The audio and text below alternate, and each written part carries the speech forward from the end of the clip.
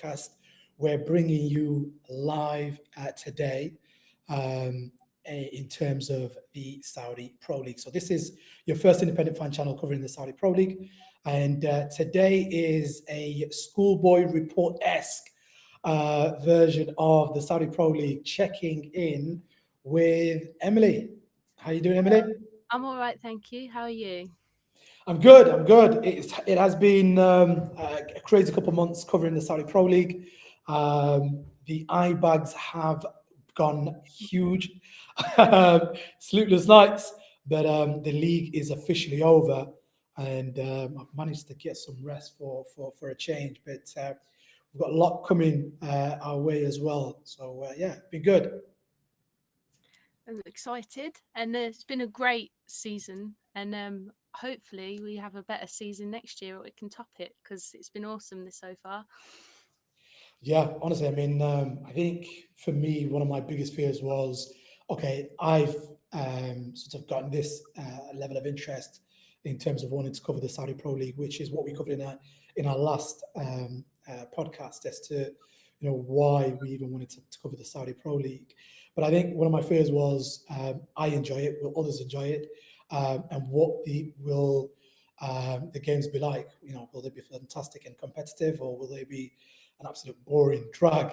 And I think for me, the biggest positive has been the fact that the games, obviously, in terms of the league, both on paper and in reality, it's not the level of maybe the top three, four, five around the world, but it has been competitive, and we've got to see so many different types of players, some that we knew of, and then some that we didn't, such as Hamdallah, um, record breaker Hamdallah in the Saudi Pro League, who is a quality player, excuse me. And yeah, it's been really enjoyable.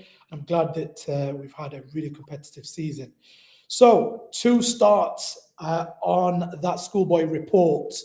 Um, the good boys and good girls always get left last and don't get any treats in school, but we are going to start to give out treats and cover them first by starting with the Campeones, the champions of the Saudi Pro League, Ittihad, Emily. Yeah, well, they finally clinched the title. Even though they did it against Al Shabab, they finally got given the trophy at home last game of the season against Damak. I think it's well deserved for them. And they've impressed it so far this season, and hopefully, fingers crossed, they can replicate what they've done into the new season next year, which should be interesting for everyone to watch. Yeah, I mean, maybe hopefully for you, Emily, but for Hilal. Well, not for all of the fans, but for them, it would be great for them to go if they can get back to back. But I don't know if it's ever been done in the is it in the Saudi? I don't know. Yeah, I mean, with Ittihad, honestly, it's the type of team that has the mixture and the balance of a Galactico, a little bit like Al Nassr, but also the team ethos. The manager has instilled, Laurent Blanc has instilled a real team value where, the likes of Moussa Diaby and Bergwijn, as well as Ballon d'Or winner Karim Benzema, are all fighting for every ball, are all pressing, um, and playing as a team. Now it's easier said than done when you have a midfield that consists of Fabinho and N'Golo Kante. I remember the week just before they won the league, the fans around the stadium, the Etihad fans around the stadium, were being asked, "Who is your player of the season and who's your favorite player to watch?" And near enough categorically, everybody's gone for Kante. Irrespective of his age, the guy is it's as if he's born with multiple hearts.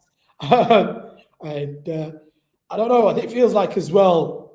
Karim Benzema, um, there was a little bit of a rift, sort of a mid-season between him and Ronaldo, and it feels like that kind of like buoyed him on even more to want to achieve the great of becoming the Saudi Pro League champions. And it was a little bit easier for them as well because they weren't in the Asian Champions League, which is a straw to clutch for Al Nasser, who we'll get into um, their mishaps in a moment. But yeah, congratulations to Itihad. I'm sure they're going to have a fantastic pre-season, an off-season first, and then a pre-season. The scary thing is the Saudi Pro League never sleeps. Saudi Pro League teams never sleep, and they always want to improve. So there's going to be a huge battle for some of the best players. I think if Itihad are going to be fighting on all fronts next year, um, they are going to need to shore up their defense a little bit more. There's talks of Laporte having already more or less terminated his contract. I know that he had the sort of personal situation where he needed to take some time off as well. But um, manager Pioli, I don't think they've been best of friends either. So will Pioli go and will he stay, or will he go and they'll shore up the defense even more? We don't know. But for Itihad, congratulations, massive well done. So if Al Nassr are able to um, have their defense also shored up, that'd be good. But if Itihad are also able to shore up their defense, even though Danilo Pereira has done a fantastic job, but I think yeah, they do need to get some more in there as well. So yeah, moving on from the title winners, quickly covering the Champions League spots. What a fight until near enough the sort of last couple of games on the Champions League spots there, Emily. Yeah, so at the moment for Champions League that have qualified, that we've got Al Etihad, Al Hilal, and Al Ali. As predicted, Al Nassr shortly missed out on getting there. But I think what we did say is they've got to go through a qualifying period, haven't they, before they can get in there. So we'll see what happens. But yeah, but congratulations to the three that have got Champions League spots for next season. Yeah, absolutely. Massive, massive well done to obviously the league leaders and the champions, Etihad, who automatically qualify. Hilal, who managed to fend off Al Qadasiyah, who have been a miracle team and a giant slayer in the Saudi Pro League, as well as Al Nasser, actually. So, massive well done to Hilal. And as somebody who has huge sympathy for Hilal, I think it would have been chaotic, to say the least, if Hilal go from a team that were champions last year to a team that don't even get the Champions League this year. It would have been pretty sad. And yeah, Ahli were not third, but they did qualify for the Champions League because of the fact that they actually won the Asian Champions League this year.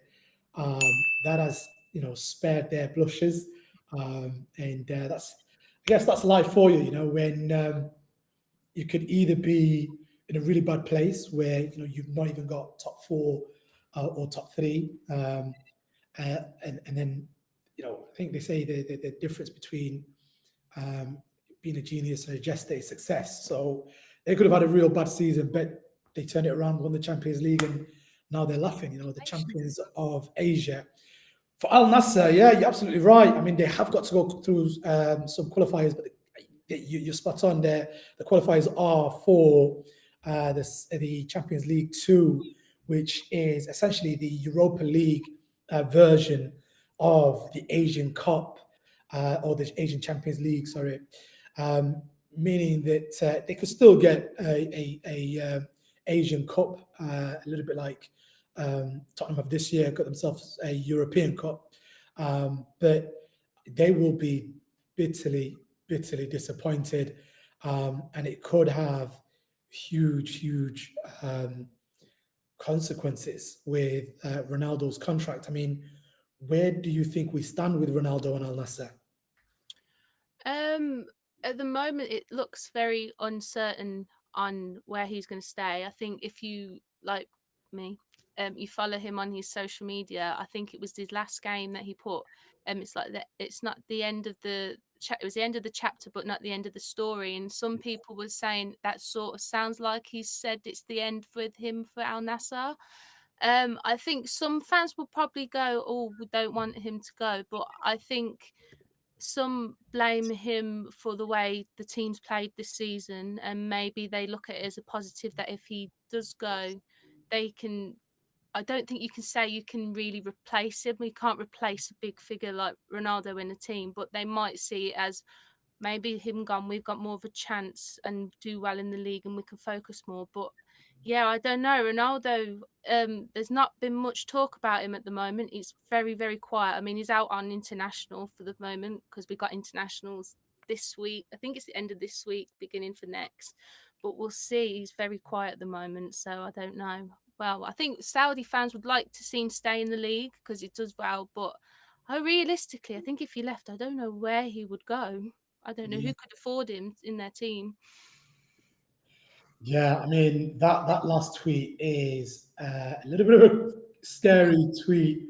I think for a lot of fans that want him to stay, you're absolutely spot on. I think it said something like the end of the chapter, but it's still something like the journey's going on, ongoing, and I don't know how you. Um, I mean, Ronaldo does love the attention. He does love the media frenzy. Some people are just born to be, the main character of the story, and then whereas others are introverts and they'd rather just play the games and go home. But so it could be him just garnering media attention, but I don't know how you're able to. Um, See any other message other than the fact that he is carrying on with his journey of football, but in terms of maybe the chapter of Al Nasser is potentially going to be over. There are people that say, look, um, he could potentially play for Al Hilal just so that he can play in the Club World Cup and he can still be playing in the Champions League next year, so that the Ronaldo brand essentially goes on to goes to live on. But personally, I think Ronaldo is one of those guys where he's pretty loyal. The same way he wouldn't play for another club in England, the same way I don't think he'd play for another club in Italy and in Spain. I don't think if he's going to stay, he's probably going to stay at Al Nasser. Yeah. I don't see him going to Al Hilal. And in terms of the next chapter for Ronaldo, um, it could be that boyhood story to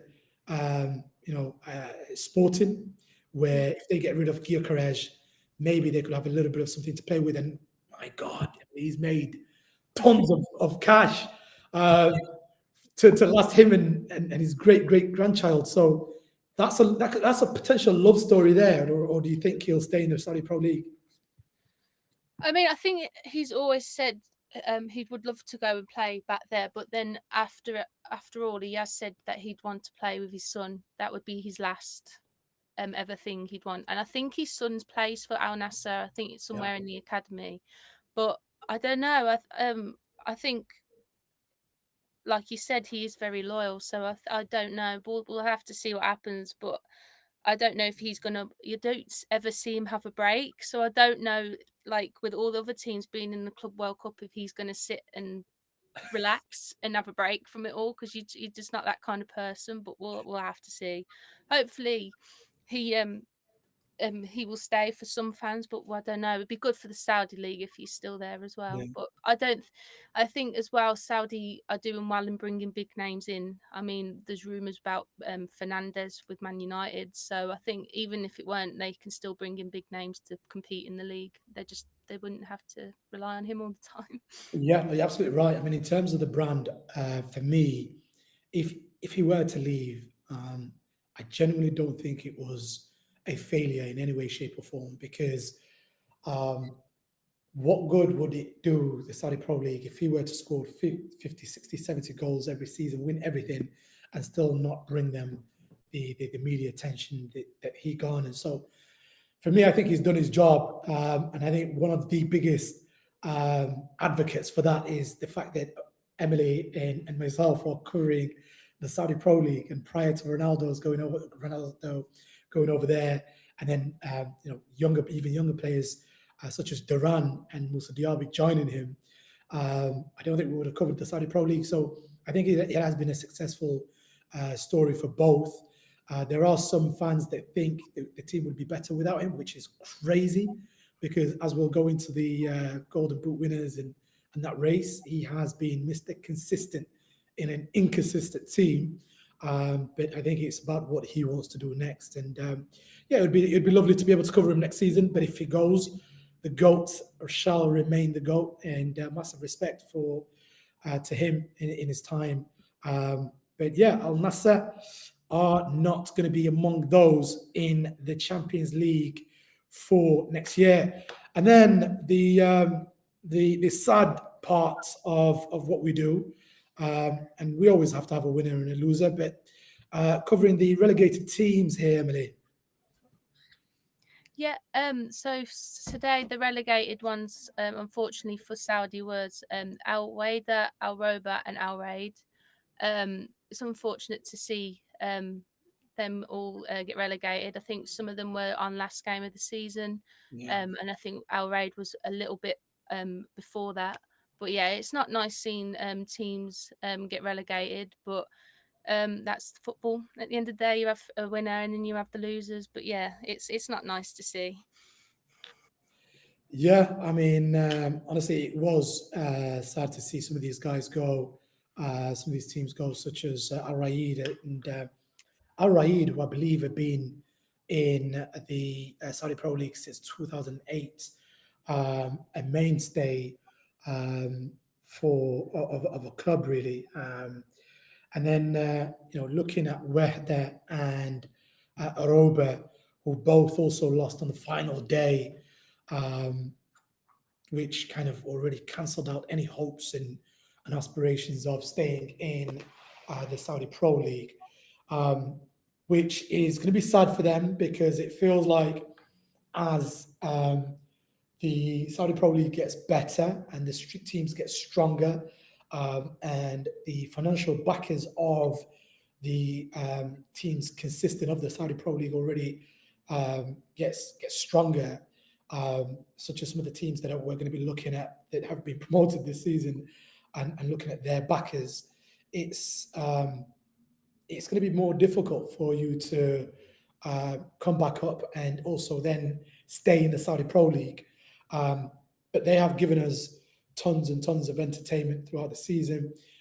It's just that level of consistency and maybe having the ability to shut up shop, or the inability in their case, really. So, as I did mention, there are always going to be needed winners and losers. And unfortunately, on this situation, on this case, Wahda, Aroba, and Raid are the relegated teams.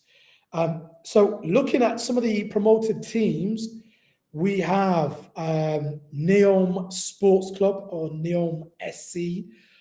Said Ben Rama, the wonderful midfielder or attacking prowess of a player, the former Hammers player, his team have been promoted to the Saudi Pro League, which at the time, I think everybody thought, this is pretty crazy. Why would you leave the Premier League and West Ham to not only go to the Saudi League, but not even the Saudi Pro League, going to the second division? He's been proven right by getting his team up there and promoted.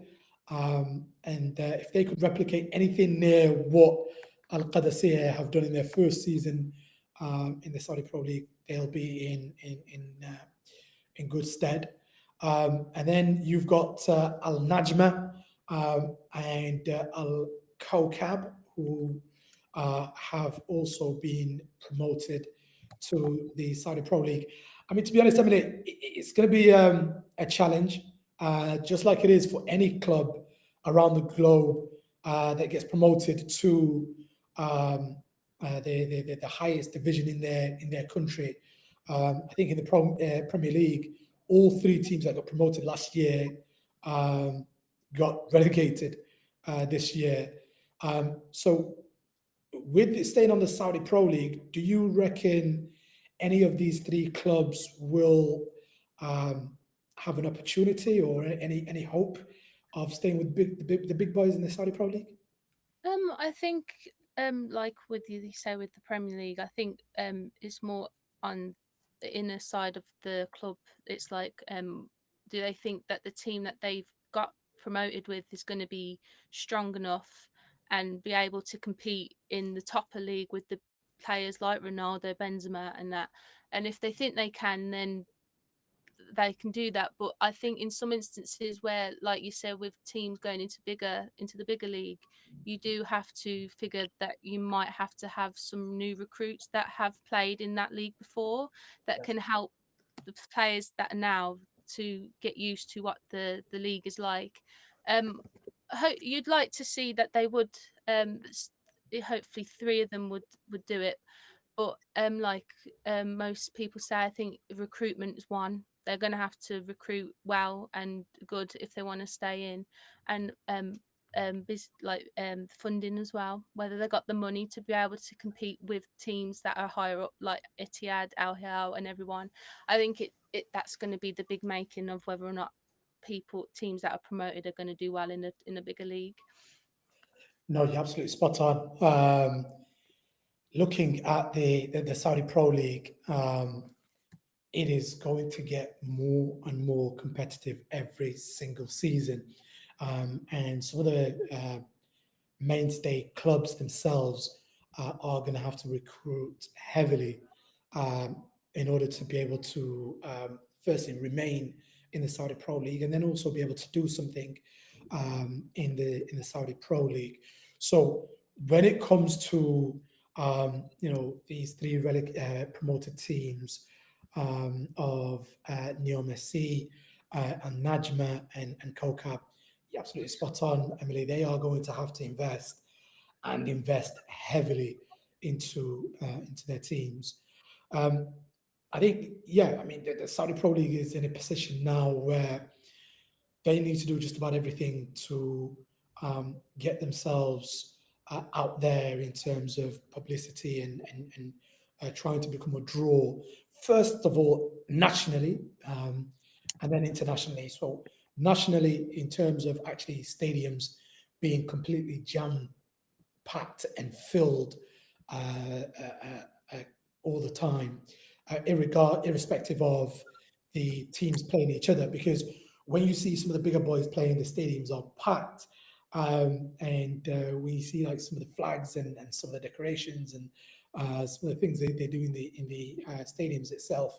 It's really enjoyable to watch. But outside of that, sometimes the numbers are really low. For example, I believe Ronaldo's second to last game, um, I think it may have been against Shabab, but the Al Nassr side, um, it was pretty much empty. Now, some people did say that's because the fans were protesting against some of the hierarchy of the club, feeling as though um, they've forked out a lot of money for Ronaldo, but since then they've also forked out a lot of money for other players. But in terms of the strategy behind building a winning team, they weren't happy. But the reason I say that is if you're going to come into the Saudi Pro League, you are going to need to build, and you are going to need to build big time. Um, you're spot on. Do they get players from the Saudi Pro League who are already experienced in the league, or do they go out to the Championship? There are so many phenomenal players in the Championship in England, even in the Premier League teams that are not maybe top four, but also still have fantastic players that could be, um, you know, impressed with a new project. So we wish all the new teams all the best. And yeah, long may their stay in the Saudi Pro League be. Now, going on to the Golden Boot winner, Emily. He's had a lot of competition. Yeah, but Ronaldo managed to hold on for end of the season, and he clinched his second Golden Boot for the second season this year. Scored 25 goals this season, and then closely in second was Ivan Toney from Al Ali that was on, I think it was 23. But I think this Golden Boot has been quite tight this year, and I think Ronaldo has done well, and other players as well, to try and make it more interesting. But yeah, for Saudi, Ronaldo finally got his hands on a trophy this year and got the Golden Boot. Yeah, I mean, honestly, Cristiano Ronaldo, regardless of where he goes, um, the man is an absolute machine. Um, I think that there are just a select number of human beings that, in terms of personal development, I would love to understand what their brain cells are made of. Because how do you, at the age of 40, having made the money that he's made, get out of bed every single day, not cheat yourself, by making a promise, and then not cheat yourself by fulfilling that promise. Um, I mean, I was looking at the one of his volleys, or the volley he scored this season, which I think may have potentially won the maybe goal of the season as well. I think it might have been against Al Raid. I'm not sure, but absolute belt of a goal. I know. Top corner, does not get any more top corner than that. It Um, just amazes you how he, like you said, that at the age that he is, how he physically can put himself in these positions and he still scores wonder goals like he did from when he was younger.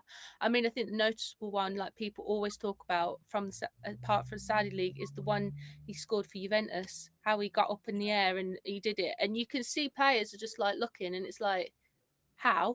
And he's doing it now in Saudi league, and everyone is seeing like what we've watched in the other leagues, and he's bringing it to Saudi, and that's just what makes him like a great player and a great goal scorer. yeah, that's why I feel the topic of, I guess you've always got to find a scapegoat.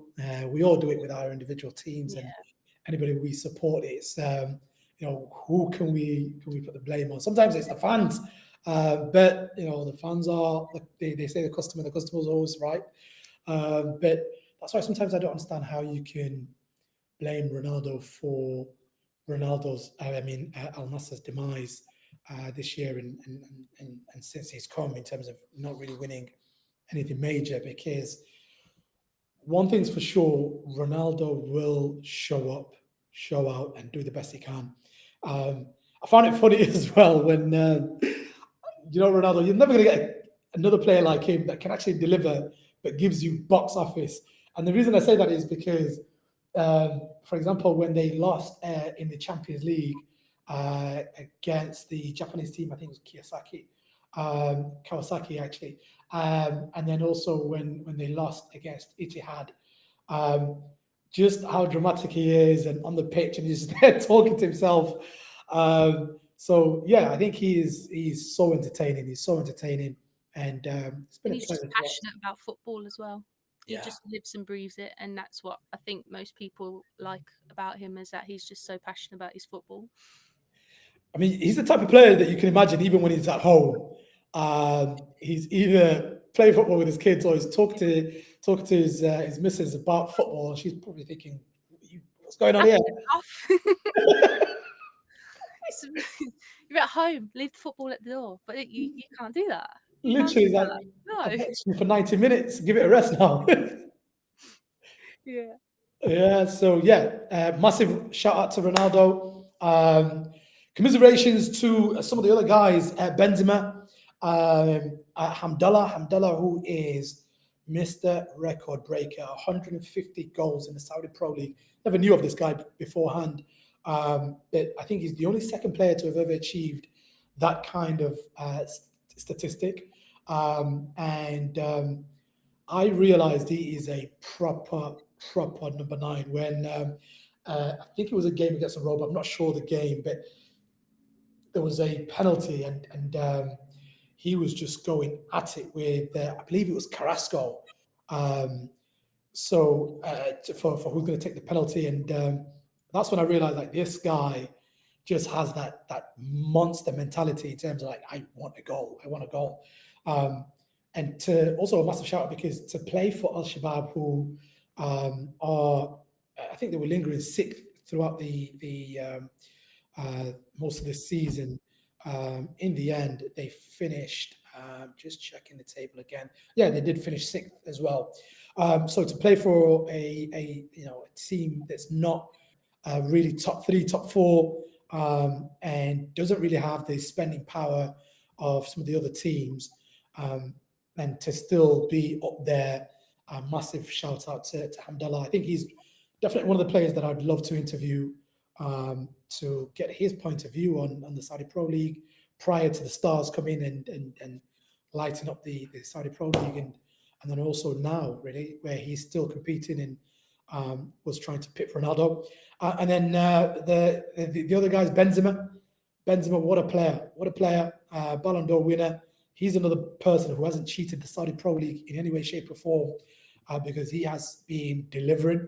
And then Ivan Toney, who has come to the Saudi Pro League, won a Champions League in his first ever season, and I think just about finished. I think he finished on 22 goals behind the Golden Boot winner Ronaldo. So yeah, respect to Ivan Toney on his first season. He's doing a little bit better than a fella that used to play for you guys at Villa, Emily. Yeah, I think, like you said, he's had a better start than Duran has. But I think with Duran's quite a character, and it's either his way or no way. Yeah, Because I have heard some rumors that Al Nassr are looking to sell him this summer because they're not happy with his attitude, no way. which I think um is not a very good look for him either. But Yeah, um yeah. yeah, it's not great. But I will just say we were happy for the money that we got for him. So I'll let. Yeah. Yeah, I mean, Duran, it's a bit of a weird one because some games I've seen him play for Al Nassr and then also in the Premier League. You think, how on earth has he scored that? Like, if this guy, Yeah, he reminds me a little bit, I'm not going to say all the way because he was in a different stratosphere, but a little bit like Balotelli, where you've got so much ability, but at the same time, you just want to grab him by the shoulders, shake him. yeah, he's Um, uh, got a very big attitude problem. yeah, yeah, Um, but I don't know. It's like you said with him, he has the ability to score great goals, and like he did previously for us and for Al Nassr. yeah, Um, but yeah, I think he may have to look at himself and try and bring the attitude with that he has to yeah, bring it down, or that's just going to affect him and affect his play. And like as I said, rumors with him that they're looking to sell, and it's not a great look for him. But yeah, I don't know, but he's a great player, and he can be a great player as well. Um, and he's got the goals to show for it. He can score in big games, and he can do it. It's just he's got to look at himself and think, what is he going to do? yeah. I mean, when Al Nassr signed him, um, to be fair, it's he's only been there a couple of months, and there are some players that take to the league, and then there are some players that take their time. Um, so with him being a January transfer window signing, if I was Al Nassr, this guy has bags of potential. And to be fair, he hasn't been completely disastrous. 9 goals in what looks like 4 or 5 months is not too bad. I think they were expecting him to just be completely firing in all cylinders, but it's a weird dynamic because you've got Sadio Mane, who is an out and out winger, but then you've got John Duran, who's not really an out and out winger, and then you've got Ronaldo, who can't play wing at this age. So who do you play a 4-4-2? Do you sacrifice one or the other? What, what happens? I don't know, because it's like when he used to play with us, he wasn't very good in the two. Yeah, But that might have been who he was partnering up with up front. But with us, we found we didn't. if we started him as like like from the off, he Yeah, wasn't really the greatest. Of his play wasn't that great. But if you put him on as an impact sub, yeah, goals would come from everywhere. I mean, like he come on in for us and scored the goal that beat Bayern Munich 1-0 in Champions League. He then end of not the season's just finished, but the season before he came on and scored 2 goals and we drew 3-3 with Liverpool in like the 80th minute and 90th minute. He's a very great impact sub, but I think I don't know. You ain't gonna drop Ronaldo. I mean, you ain't gonna drop him. I mean, you can stick him on any time and start him from off, and he's gonna score goals for you. But it's yeah. John Duran's like iffy one. But I don't know. It's yeah.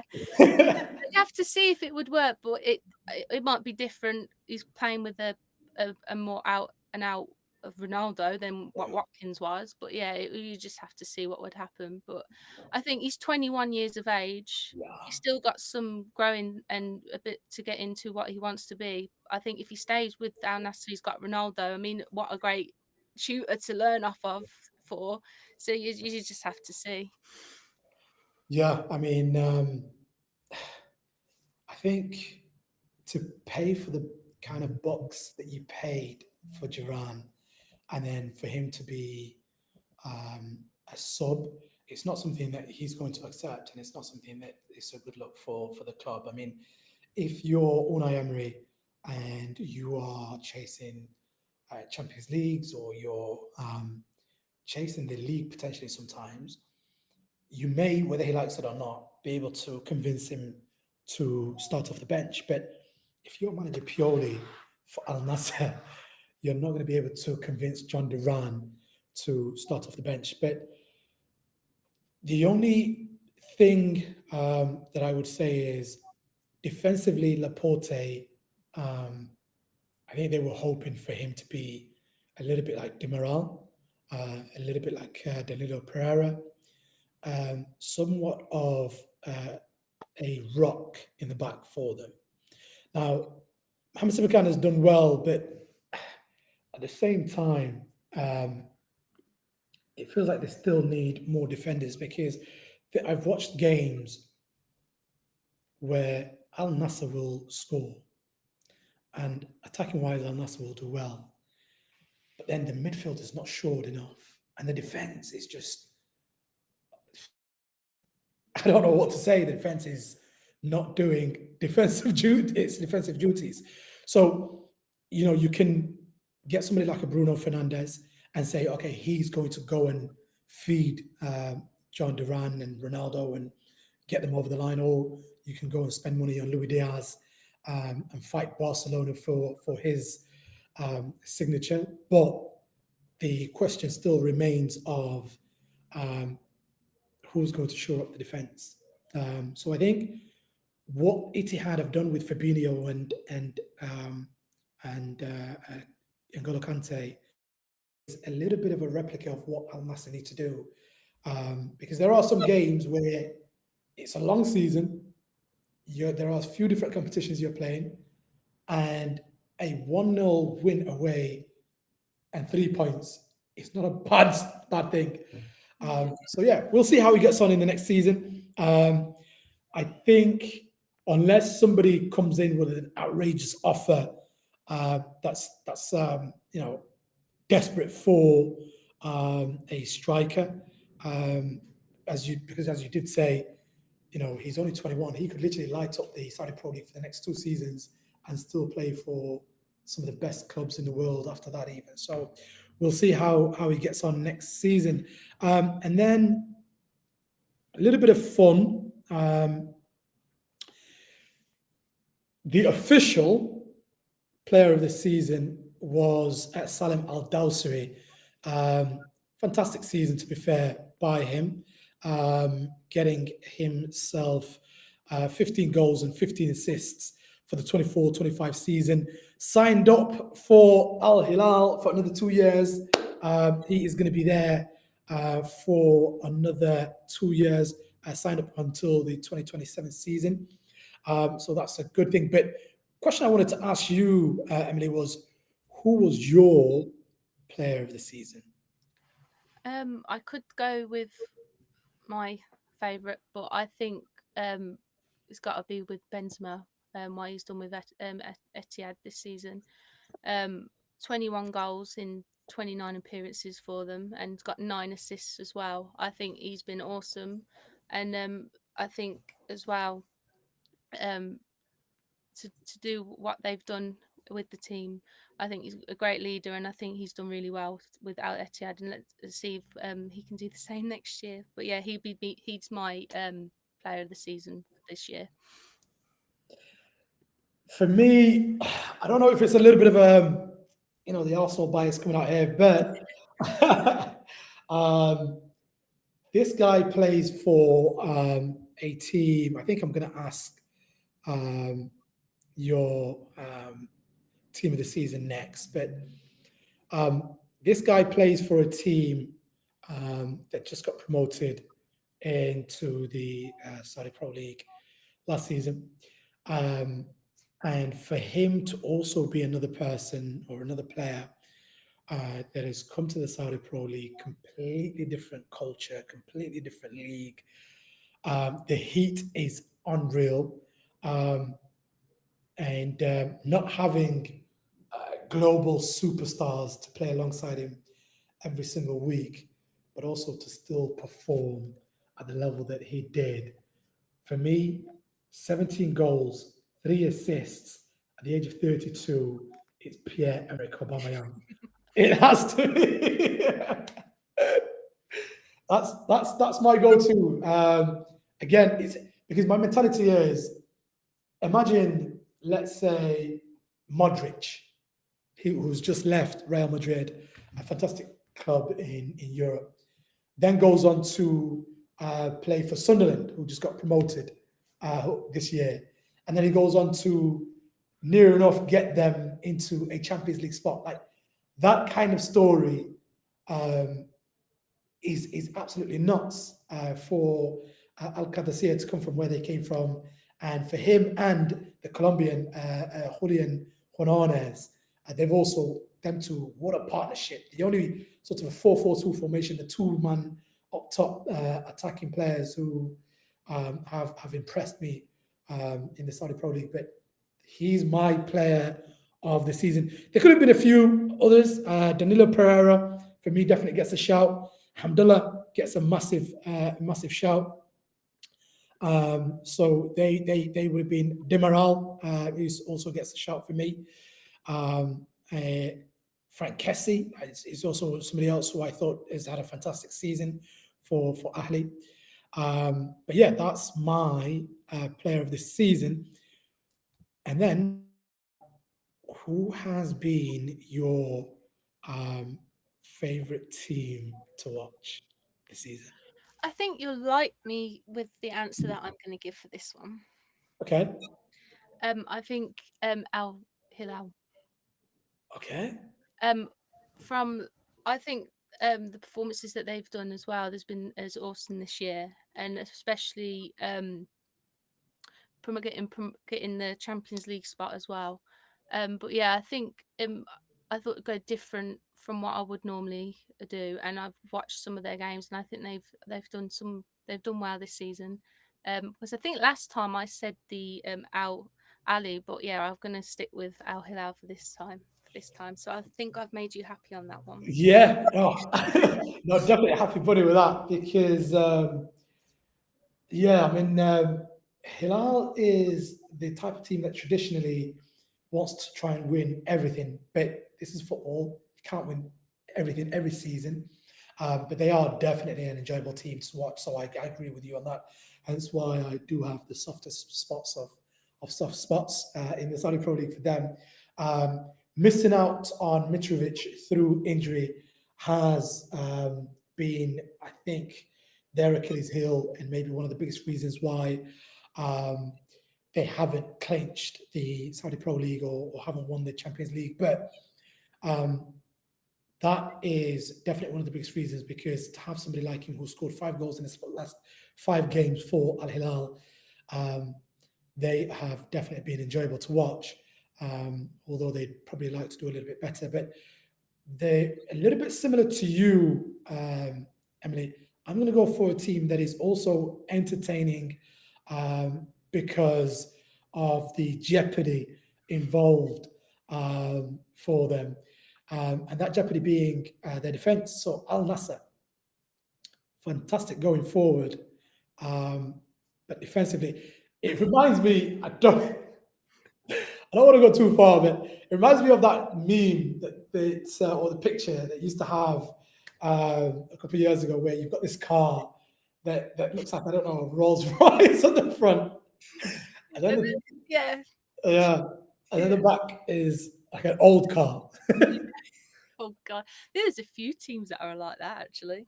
Yeah, yeah, and I think that's why I absolutely loved watching their games, because when you're a neutral and you've got no dog in the fight when it comes to their games, obviously when they're playing against Al Hilal, it's Hilal all the way. Yeah. But outside of that, you just want to see a good game. And Al Nasser, for me, there have been so many games where when they win big and they win well, and it's entertaining. And then when they lose, there's so much drama and there's so much jeopardy, and it feels like teams just it's their cup final when they play against Al Nasser.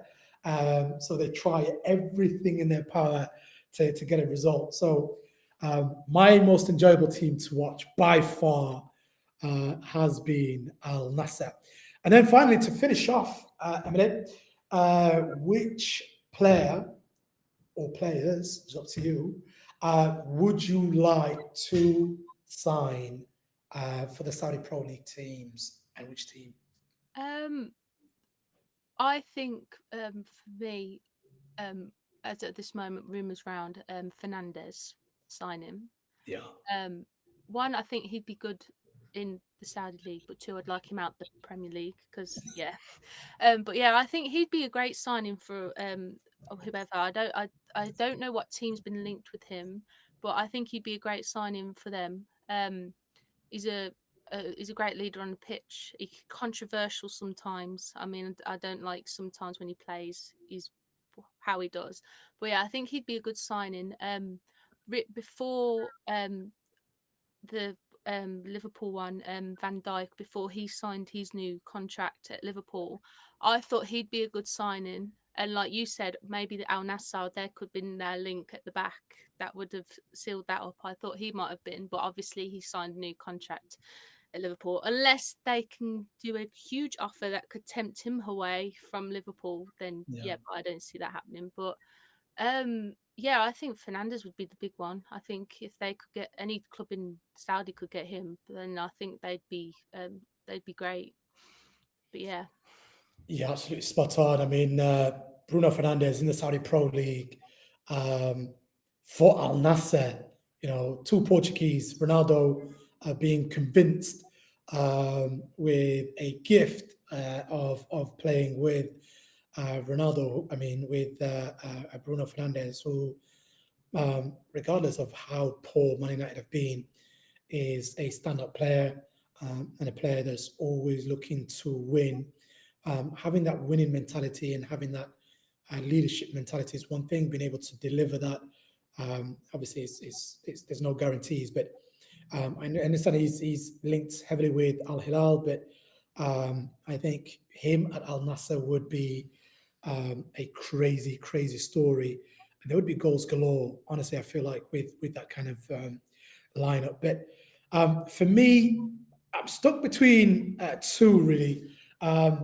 So one is somebody who is a little bit similar to Musa Diaby, because the Saudi Pro League have, um, you know, gone in big and bought, the former Ballon d'Or winner, former World Cup winner, the greatest of all time, some may say, um, at their latter end of their years, to get Duran and Musa Diaby. So now it feels like it feels like they're going for a younger profile of player that can still deliver, fantastic numbers and great entertainment to the Saudi Pro League. So for me, I don't know if it's going to touch a soft spot, but Leon Bailey has been linked to Neom FC or SC. So I think him coming over. We need that caliber of players, mid-20s, quality player. Um, that would be amazing. And then there has been rumors of Rodriguez or Rodri, sorry, Rodrigo from Real Madrid. Um, I know that the Saudi Pro League teams have been trying to tempt Real Madrid's best players. That Rodrigo to um, the Saudi Pro League um, would be, I think, absolutely unbelievable. What do you reckon to Rodrigo going over to Saudi Pro League if it does happen? I think it'd be good signing. But I don't know. With it being Real Madrid, whether or not um the draw would be that he'd want to stay and play in Champions League football with Real Madrid and in La Liga. Yeah, They, I think, like you said, there'd have to be a great pull and a reason for him to want to go. But I think he'd be a great signing if he did. yeah. But just thinking as well, I think um, so. What I've said, I think one player um, as well that could be good in Saudi would be the Tottenham one, Heung-min Son, Oh yeah. Oh my word. because Yeah. he's just come from winning Europa Yeah. with Tottenham. But yeah, I don't know. I think, my opinion, that he's sort of like a bit wasted at Tottenham. I think he could go on and do something better at somewhere else. I mean, Yeah. he's been with them for, I think, is it 10 years at Tottenham? I Yes. think he'd do really well in Saudi. I don't know who which team for, but I think he'd do really well out there. He's a great player, and he's a great person as well. I think he'd do really well out in the Saudi league. Yeah. I mean, he would definitely be quality player to add to the Saudi Pro League. Um, we are spoilt for some of the best players in the world, and this is why we love covering the Saudi Pro League. Um, Somebody that has also been flirting with Al Nasser heavily and blaming it on the idolo or the idol of Ronaldo, Vinny Jr. That would be I don't even want to try to fathom what kind of finances would be involved to get him there. It'd be a lot, a lot of money, a lot. Flipping. Oh my god, it'd be a great signing, but like you said, the amount of money that they'd have to put up for him, like I don't know how much they they'd have him. His signing on thing would be though, how much they'd sell him for. Yeah, I mean, Doesn't yeah, he's just signed a new contract with? I think yeah. he, I think he might have signed a new. I think he was on the cusp of signing a new one, but nowadays, to be perfectly honest, with contracts, um, it might just be an opportunity for the current club to make even more money and have that gentleman's agreement, they call it, where a little bit like Cesco. Yes, you can go, but you can go for X amount if they're willing to pay. And it's not in a bad, it's not a bad position to be in. If Saudi Pro League stump up crazy sums of money to Real Madrid and to you, and you get to play with your idol, having won the Champions League already. Um, or you stay in the Spanish league in La Liga and still play against some of the best teams and best players in the world. Um, there are worse positions to be in life, I guess. Yeah, Um, but yeah, I think there's even the likes of Caicedo linked with the Saudi Pro League. So yeah, it'd be really, really fun, really, really exciting. Yeah, we are looking forward to being able to bring you guys transfer news, hopefully transfer daily news going forward, player interviews, manager interviews, and even interviews with journalists who are able to get you hot off the press information. But yeah, this is what we do We're going to be bringing you these type of podcasts, ideally on a weekly basis, to keep you up to date in the pre-season for everything Saudi Pro League football. So please make sure you subscribe, you follow us, give us a like, all that good stuff at Saudi PL Central across all our social media channels. And yeah, we are trying to build the first ever Saudi Pro League focused fan channel for English-speaking fans around the globe. But yeah, I've been your man, the gentleman, and joined by Emily. Yeah, so thank you for joining us today. And until next time, Assalamu alaikum. Take care and bye-bye.